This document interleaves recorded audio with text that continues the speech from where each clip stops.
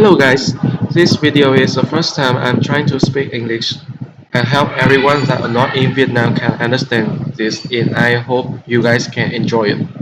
In this video, I will show you guys all the rules, tactics and strategies in 4-player chess in previous episodes that I spoke by Vietnamese. Of course, I can only use chess.com website to play. Four-player chess is an interesting game. If you love standard chess but you want to find more complicated moments or just want more players. However, in this game, a lot of theories cannot use like two-player chess. So let's find out which things are so different. In case you don't know, four-player chess board is same with two-player board.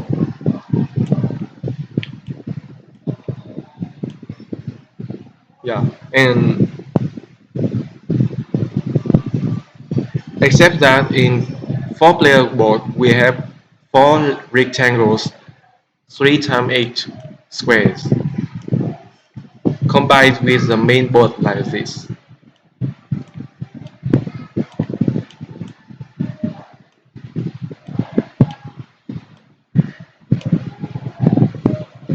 There are four types of color pieces: red, blue, yellows, and green.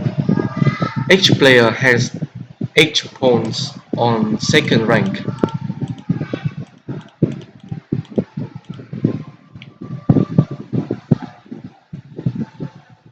Two rooks, two knights, and also called horses. Two bishops, a queen, sometimes I call a woman, and of course a king. Every pieces move like standard chess.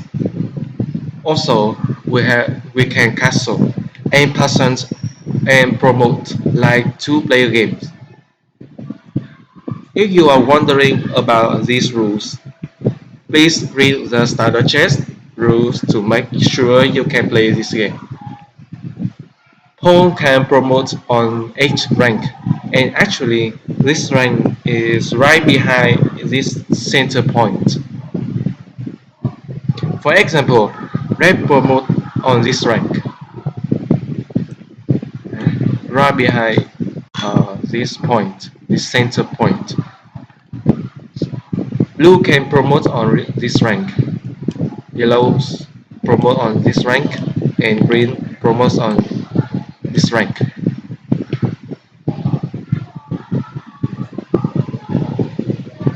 Next, we have the free-for-all rules. The goal is to finish with the most points of any player. Points may be earned in the following ways: checkmating an opponent, uh, 20 points; stalemating yourself, 20 points; capturing active piece, pawns is equal 1, knights equal 3, bishops equal 5, rooks equals 5, queens equal 9, and kings equal 20. Yeah. Different price is the bishop is 5. Yeah, not not like standard chess. Yeah. We have bishops only 3 points. Checking two players, 1 point, and checking three players is 5.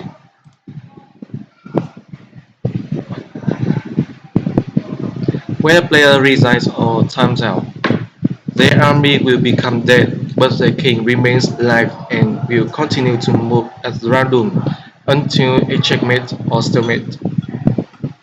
Points for stalemates resign, kings are shared. Yeah. The last remaining player will be given 20 for each enemy king left on the board.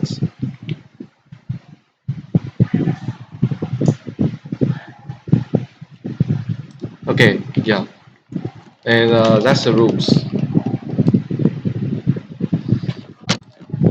Tactics in two-player chess you can also use in four-player chess like pin, skewer, fork, etc. However, two-player strategies are not really useful. For example, in the past so-called opening, no need to control the center because it takes a lot of time to do that. Also, the corner between two players is much more important. It is where the main war happens. Build a big wall for our king is very necessary because if two players next to you decide to attack you at the same time, an exposed king will be dead quickly.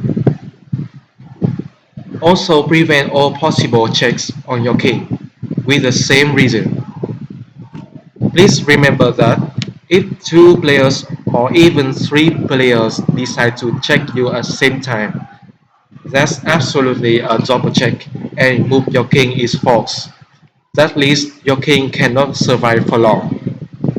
You can use this strategy to attack other kings and try to shake hands with the other player. Normally, the player can help you is the opposite one.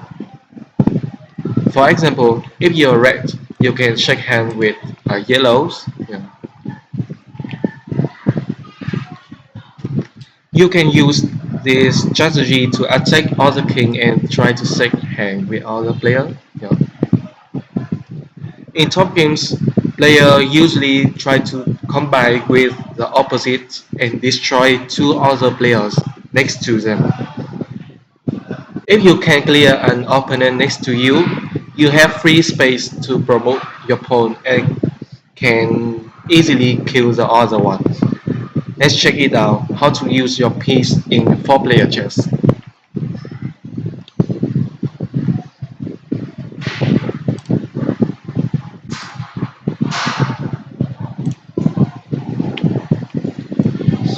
First is a pawn. Normally I push the pawn in front of queen's bishop 2 square like this.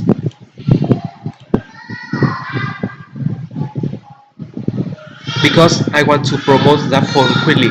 Open queen's diagonal yeah, towards the opponent's kings. If I push flank pawn first, they are too close to opponents. That makes us very hard to promote. You can only push them for defense. Also, push the pawn in front of poses create a lot of weakness pawn structure. You can push them one square forward to Pianketo bishops. Control long diagonal and also attack a rook. Push pawn in front of the king or queen is a little bit risky. Yeah, like this. It opens your king way to be checked. Make sure your king is very safe before push them. And an alert for you, never push king bishop pawn if you cannot deal with every threat. Because once you get checked by that way, you know, it will be very hard to defend and even you even you can get checkmate. And don't push too many pawns because they are protecting your king's house. Second thing are minor pieces. You can put your horses as protector around your king because it's very slow to attack but they are very effective in block and defense. They can also fork big pieces and can combine with other pieces to checkmate since it can jump over pieces. You can fianchetto bishops or can join to defend pawns and kings. No need to develop bishops to center because it can get attacked by pawn or knights. Bishops can join to attack the king with queens. Third are rooks. Rooks didn't join to mark an opening, they just joined to defend and only attack in the endgame. Next piece is Our Lady. She also didn't do much thing in opening, except she can support the pawn to promote.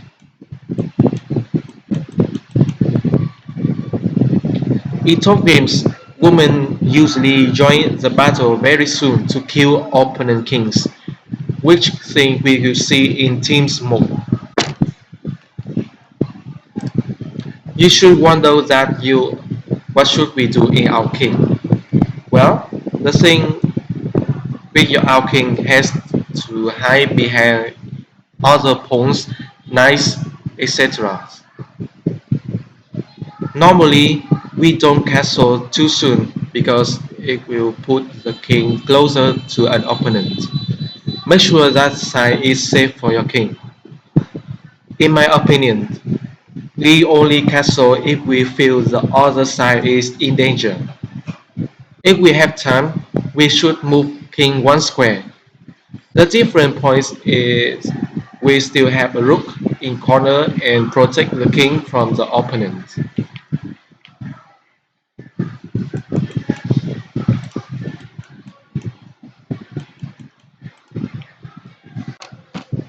In this video, I will analyze again. I just have done to show you these strategies, and this game we have the best 100 and I don't know, no, 100% that this guy is the best man I see. He he is just 1,500 rated, and I suspect he is Smurf and even beat 2,400 rated player.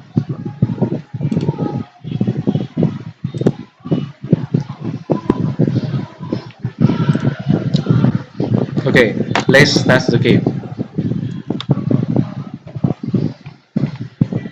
In this game, I am red, and yeah, we can see the blue and green is very high rated, and it seems yellow is very weak in this game. I begin playing push this pawn first. As I said, this pawn is very good in promote missions.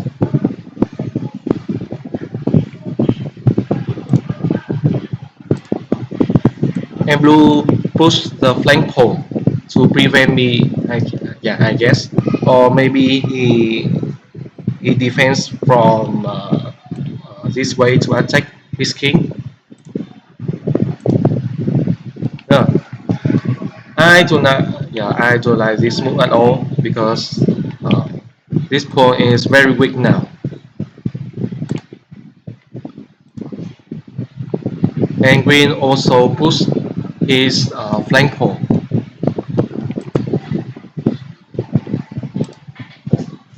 I just develop a horse and solid blue. Yellow continue push his pawn to promote.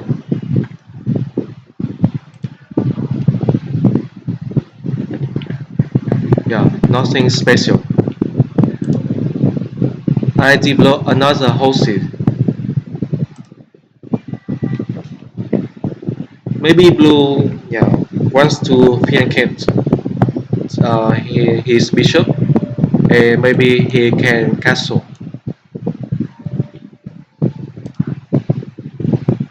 Yeah, and yellow keep pushing his pawn. Green decide to push another flank pawn, maybe to attack me, with blue attack two knights at the same times. I push plank pawn to defend this move. Yeah. Yellow is very close to promote. Green develop a knight. Yeah. I push a pawn to open the diagonal to for queen and bishops.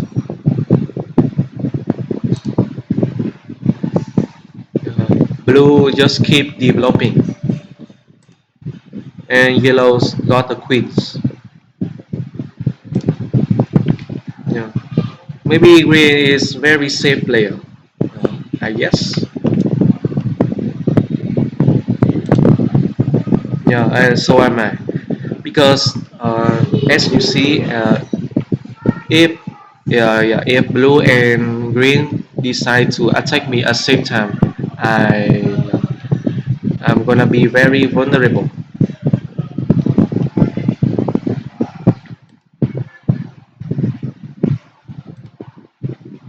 Yeah.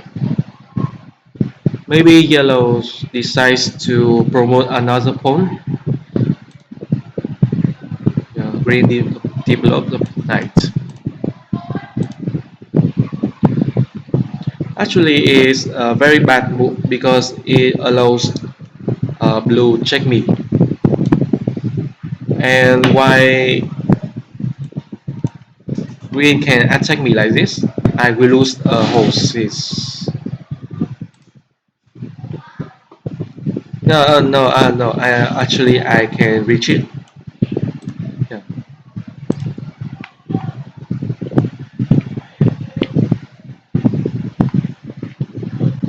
Maybe blue is trying to solidify his corner. Yellow retreats. Yeah, and green is also trying to solidify his corner. Yeah, and I miss a pawn,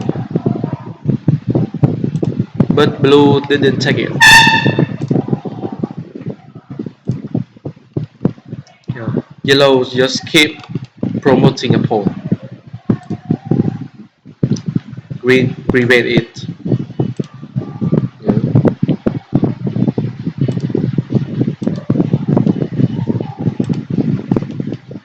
Okay, at this point, I have seen that green really want to destroy me by making an exchange. So if I take it, my pawn structure will be destroyed, and I will be very dangerous. But I still take it because I have no way to do something else.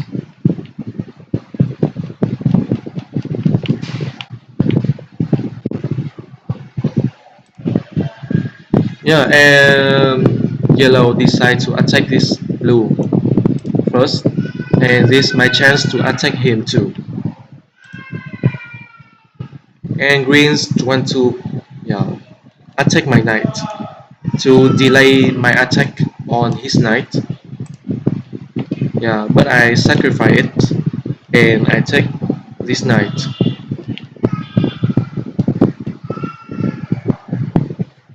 Yeah, and blue has no way but to take this queen. Yeah, and of course yellow will recapture. And of course yellow you take my knight. Yeah.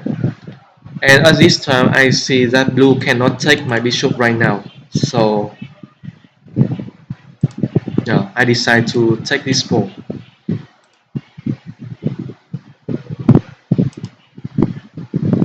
And the king run away.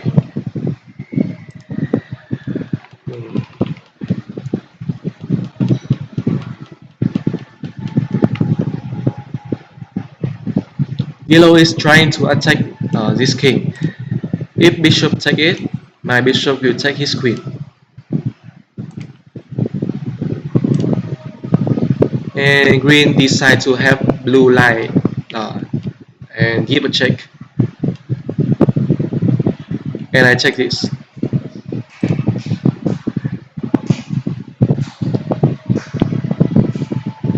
Yeah, if I take this bishop, queen takes and give me a check. And yellow cannot recapture because yellow is in check. So it's very dangerous.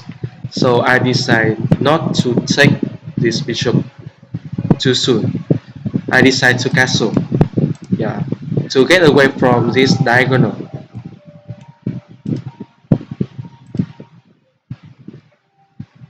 Yeah, and blue cannot cannot take this bishop. Yeah, and he decide to attack this queen.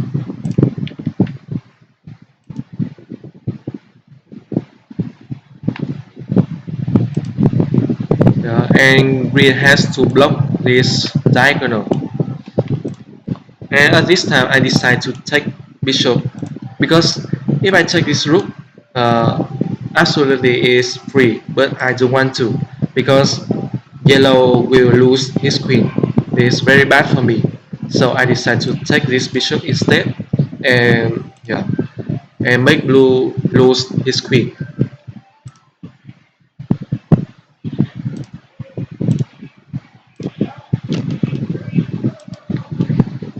Yeah, and this is my chance to checkmate blue because this double check and blue king has no way to escape the check. Yeah, every square around the blue king is covered by yellow and me, so it's checkmate, and I gain 20 points.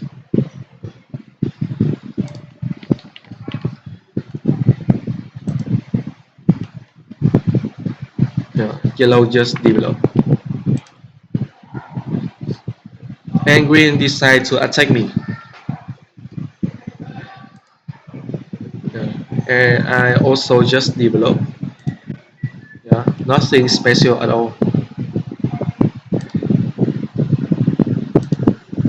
Yeah, at this point, I decide to exchange with his queen because I know green is very weak now.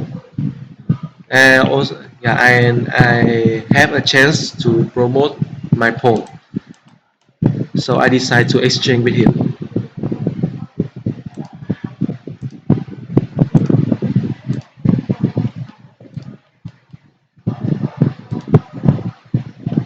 Yeah, and I spend my time to push this pawn to this square to promote. Yeah, but before that, I have to defend this pawn. I push the Yeah, and at this point, green cannot do anything at me. King retreat. Yeah, and he also retreats. I push him, and I get a queen.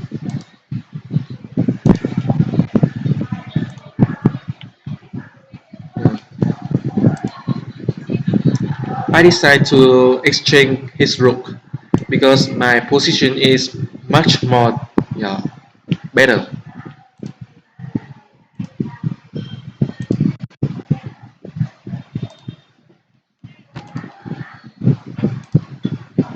Yeah,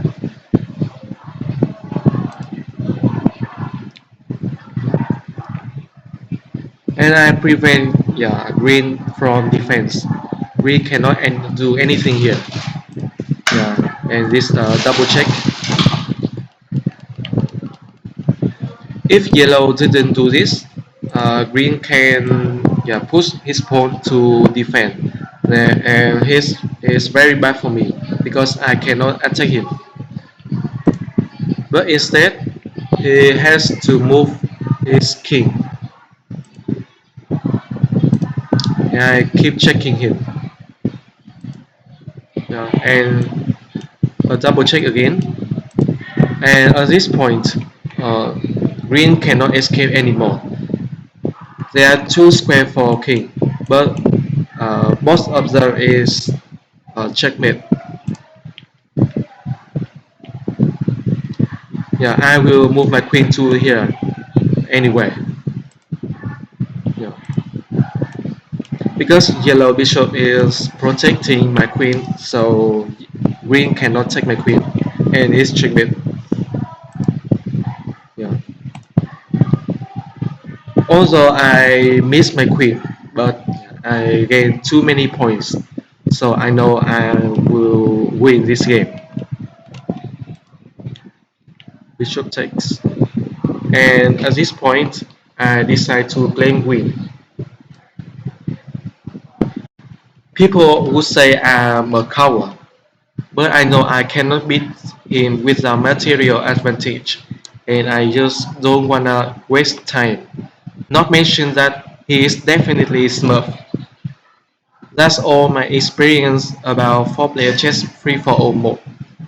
Thank you for watching and please like, comment and subscribe if you don't wanna miss my video in the future. Goodbye.